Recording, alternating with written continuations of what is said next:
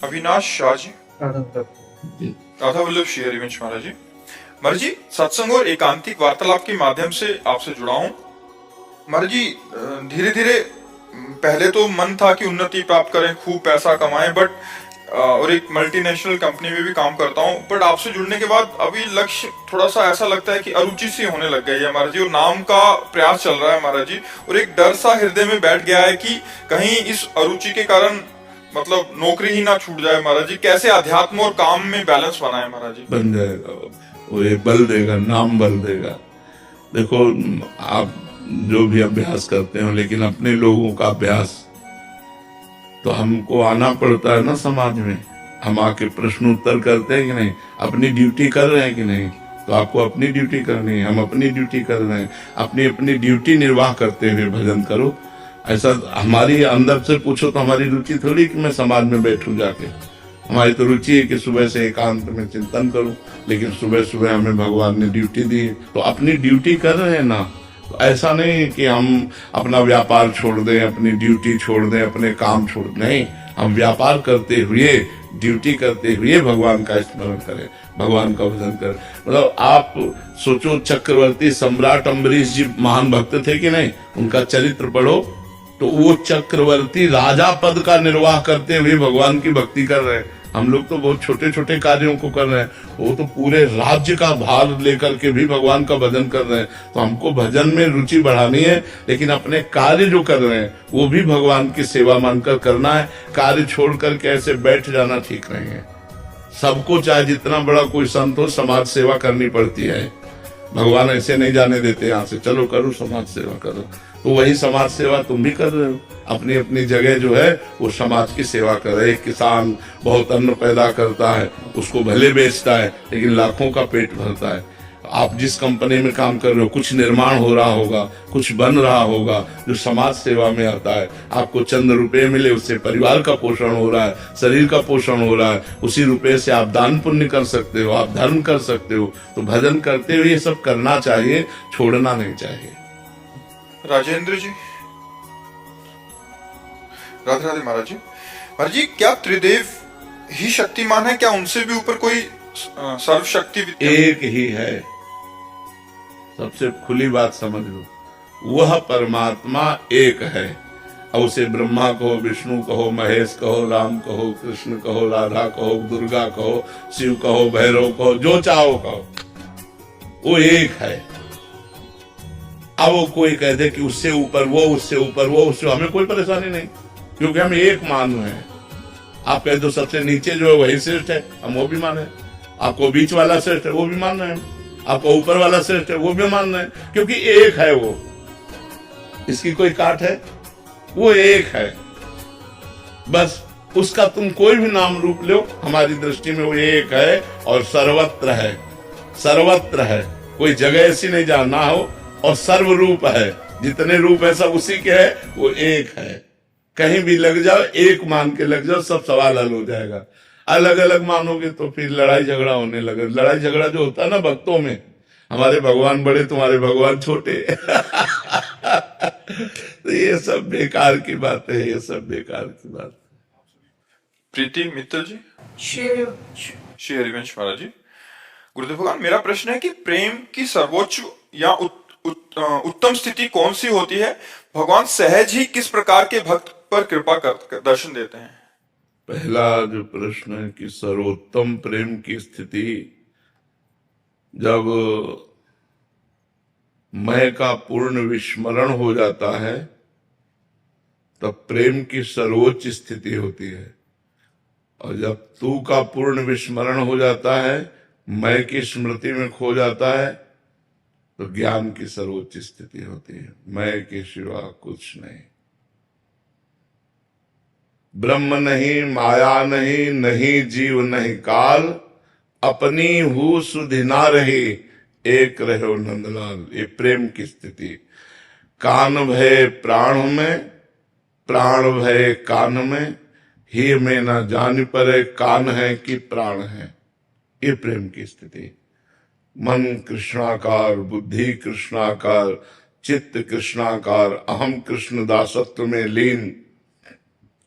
मैं का पूर्ण विस्मरण, मैं कौन हूं, क्या हूं, कैसा हूं, इसका विस्मरण, केवल अपने प्रियतम, प्रिय, प्रियतर, प्रीतम, सबसे प्यारे आत्मस्वरूप भगवान में स्वयं की स्मृति का लीन हो जाना, तन्मया, भगवान में तन्मय हो जाना, रात दिन उनके स्मरण में व्यतीत हो रहा है।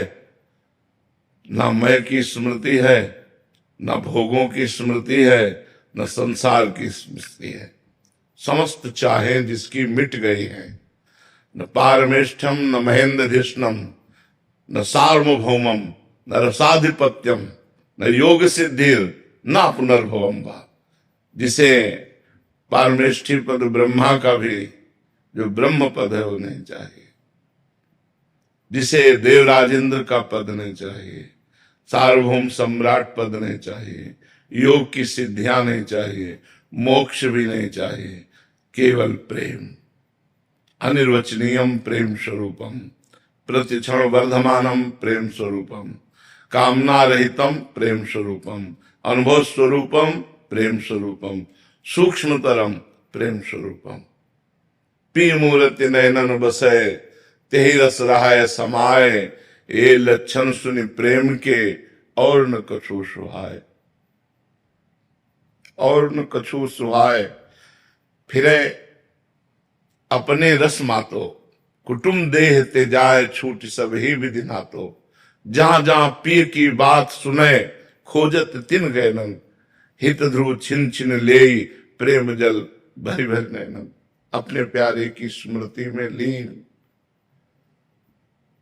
ना काहोशो बोली वो, ना कोई व्यवहार, अपनी कुंवरी किशोरी को जियत निहार निहार।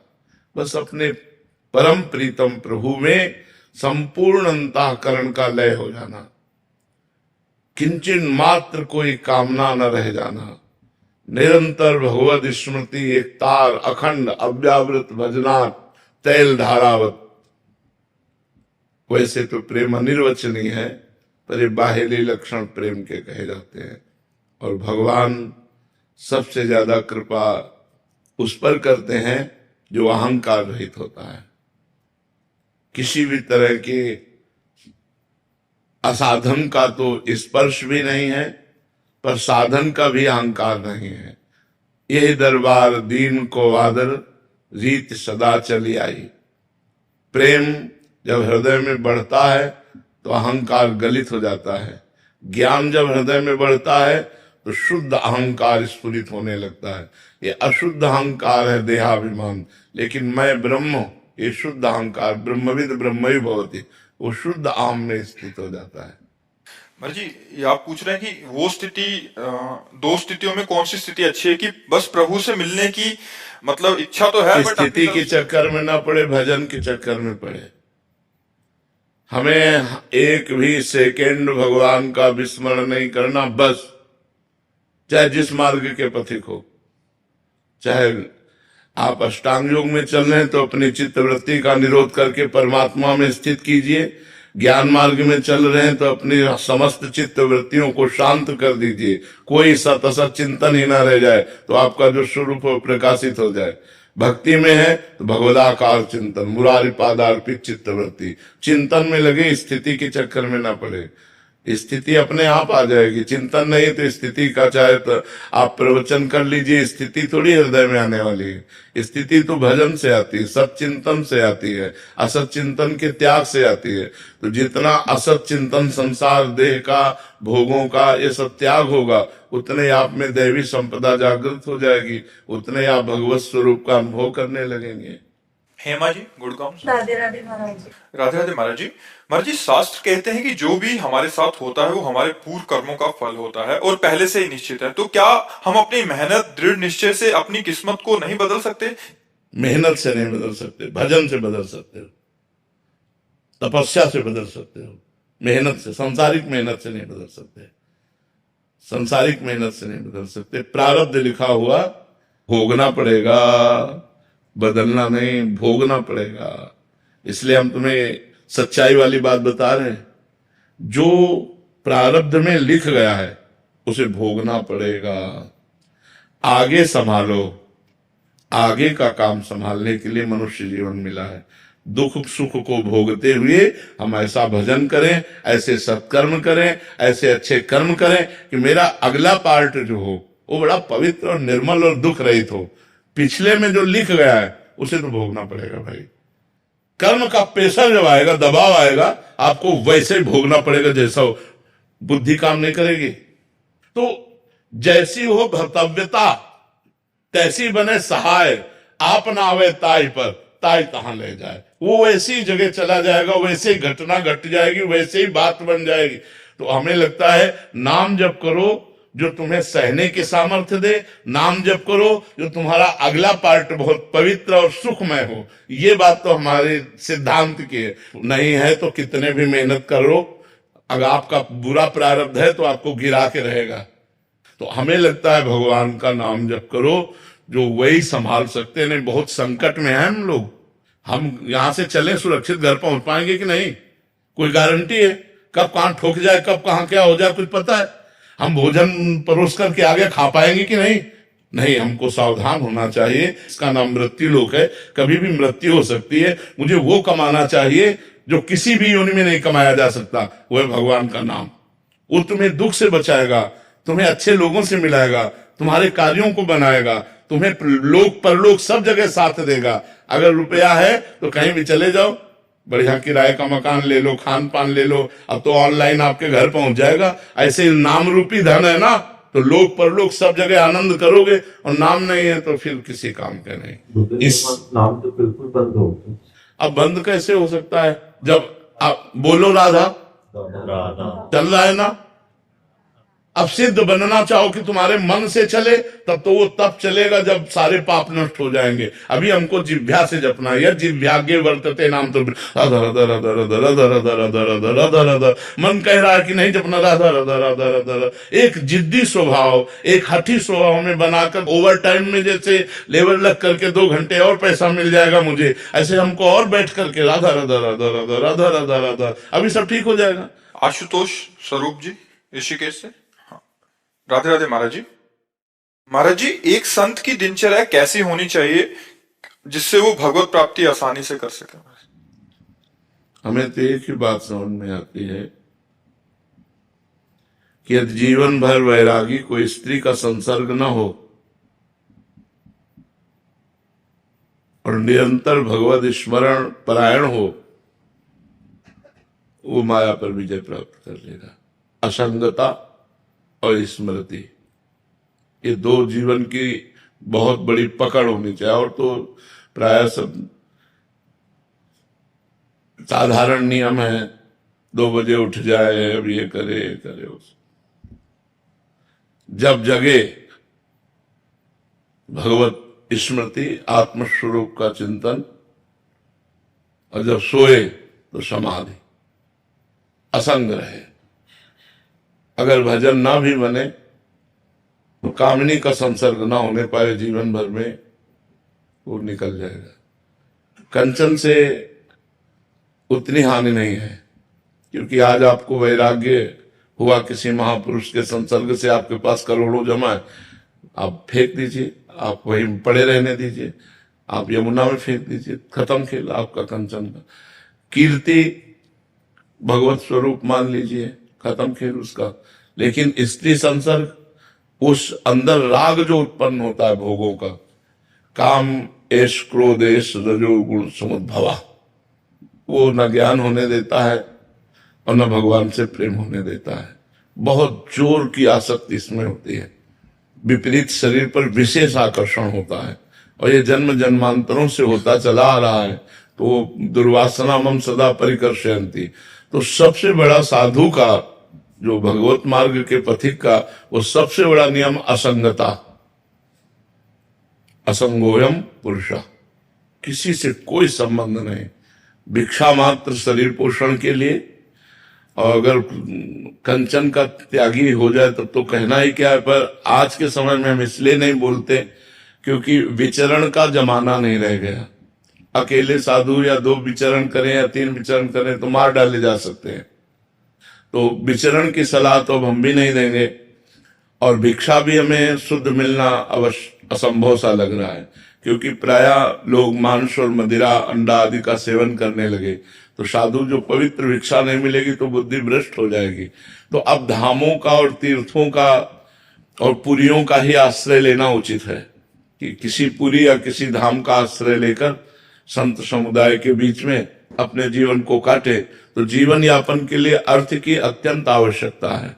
आज अर्थ प्रधान समय है, तो हम मांगे ना, स्वाभाविक भगवान की कृपा से जो मिल जाए उससे अपने जीवन यापन का आकाश वृत्ति से रखें कि जो हमें मिल जाए। जो बिना मांगी जो आकाश वृत्ति उसे कहते हैं, इसका कोई नहीं, उसे आकाश वृत्ति कहते हैं। बिना मांगे भी जितने से हमारा काम चल जाए।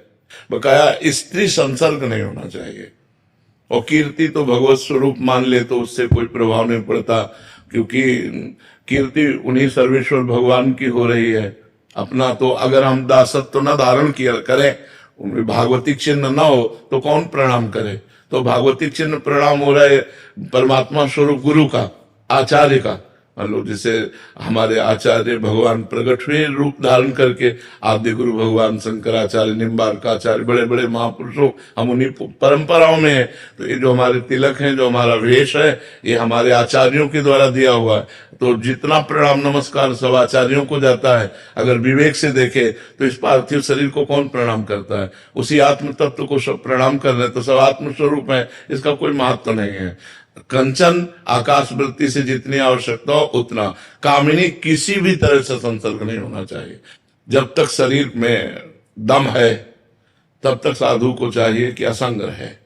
अब मरणासन में पड़े हैं तो अब वो बात अलग है, लेकिन जब तक ऐसी स्थिति नहीं है तब तक संसर्ग से दूर रहने। पक्का 100% चूक हो जाएगी, चूक हो ही जाएगी, चाहे जितना बुद्धिमान हो और चाहे जितनी अवस्था का हो। इस पर हम मानने के लिए तैयार नहीं, क्योंकि जब तक भगवत प्राप्ति नहीं होती, आत्मस्वरूप का बोध नहीं हो जाता, तब तक एक भूख रहती कि कोई तो अपना हो, कोई तो हमें आदर दे, कोई तो प्यार करे, कोई तो अपना कहे।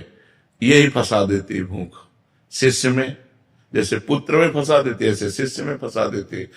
अब पुनः उस स्थिति को संभाल करके चलना किसी विवेकवान साधक की बात है, नहीं तो बस जीवन भर असंग रहे, पड़ा रहे, पड़े पड़े सिद्ध हो जाएगा। ये मार्ग ऐसा है, पड़े पड़े सिद्ध हो जाएगा। बस असंग रहे। माताओं बहनों को दूर से बात करे, दूर से व्यवहार रखे, अपने नजदीक वाला एकांत वाला कोई चैप्टर न रहे, तो हमें लगता है कि बहुत सुंदर जीवन साधु का जीवन हो जाए। हमारी कमजोरी अभी पूरी नहीं हुई, जब तक पूरी नहीं होगी तब तक हम असंग रहेंगे। और जब सर्वम खलविदम ब्रह्म नास्ति किंचन, तो वासना रही नहीं गई। जो आत्माराम पुरुष हैं उनमें कभी अंकुरण विषय का नहीं होता। नहीं स्वात्मारामम विषय में तृष्णा भ्रमेति, आत्माराम पुरुष कभी विषय में तृष्णा में भ्रमित नहीं होते। जैसे भुने हुए चने को चाहे जितना खाद पानी लगा दो अंकुरण नहीं हो सकता, ऐसे जो सिद्ध महापुरुष हैं वो चाहे जिस सभा में बैठे हो, चाहे जहां हो, चाहे एकांत हो, चाहे समाज में हो, कोई फर्क नहीं पड़ता है। लेकिन ये बातें केवल हैं, जब तक स्थिति नहीं आएगी तब तक गिरने में देर नहीं लगेगी। इसलिए हमें लगता है साधु की सबसे बड़ी दिनचर्या असंगता होनी चाहिए। जिस दिनचर्या में संग है उसमें बहुत सावधानी पूर्वक व्यतीत करना चाहिए, नहीं तो असंग रहना चाहिए। असंगता ही साधु का जीवन है। जय बजे उठे, बस पहला सूत्र दिमाग में डाल ले कि मुझे आज दिन भर असंग रहना है और भगवत चिंतन परायण रहना है। बस भिक्षा जैसे आकाश वृत्ति या मधुकरी वृत्ति, यही पवित्र वृत्तियां हैं। आकाश वृत्ति में जो सामने आ गया वो पा लेंगे, नहीं आया तो नहीं पाएंगे।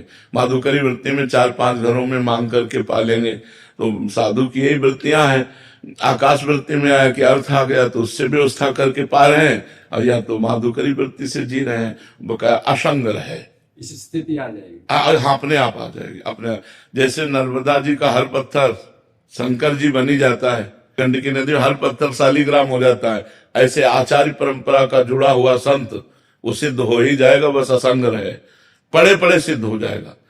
असंगता ही तो भाई हम फंसे कहाँ हैं? संग में ही तो फंसे हैं। असंगता ही हमारा स्वरूप है।